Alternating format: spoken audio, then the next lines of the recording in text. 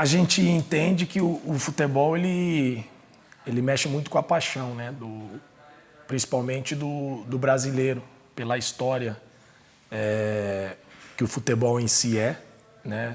É um país de 5 Copas do Mundo, então a gente entende que, acredito que de 10 crianças, né, do sexo masculino que nasce, 9 têm o sonho de ser jogador profissional de futebol, mas às vezes apenas 2 conseguem chegar, né, até o ápice, né, digamos assim, reconhecido no cenário, né, do futebol nacional e também do futebol mundial. Eu tive esse privilégio, né, embora ter vindo de uma infância humilde, mas graças a Deus os meus pais não deixaram faltar nada, né, do necessário para nós, né, mas assim eu sou muito grato a Deus, né, por ter chegado. Garanto e tenho que ser sincero que eu não esperava que eu ia chegar aonde eu cheguei, né? O objetivo meu era ser um jogador profissional de futebol.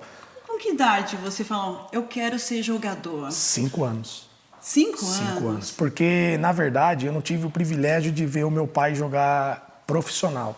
Seu pai é jogador? Foi jogador. Oh. Ele foi jogador profissional de futebol, né? E eu não tive esse privilégio de ver ele jogar profissional, ele já tinha parado. Mas aí eu comecei a acompanhar ele nos campeonatos que tinham amadores. E aí eu comecei a viver dentro de vestiário, dentro dos ônibus dos jogadores. E aí eu comecei a gostar daquele ambiente, né? Na verdade, às vezes as pessoas perguntam quem são os meus ídolos, né? Na época da infância. E eu digo para todos que os meus ídolos eram aqueles da geração dos meus pais. Era o meu pai e aquele time que o meu pai jogava. Porque era neles que eu me espelhava, era com eles que eu convivia.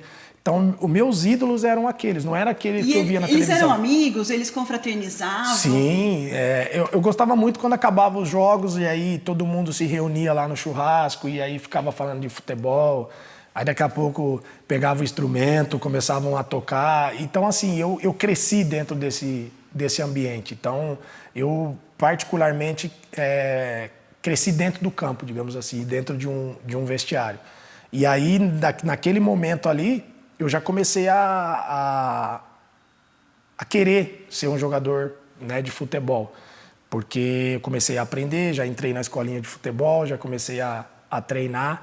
E aí, automaticamente, as coisas foram acontecendo, as oportunidades foram surgindo, foram chegando, né? E aí a gente começou a dar os passos assim no cenário do futebol profissional, mas nas categorias de base, né?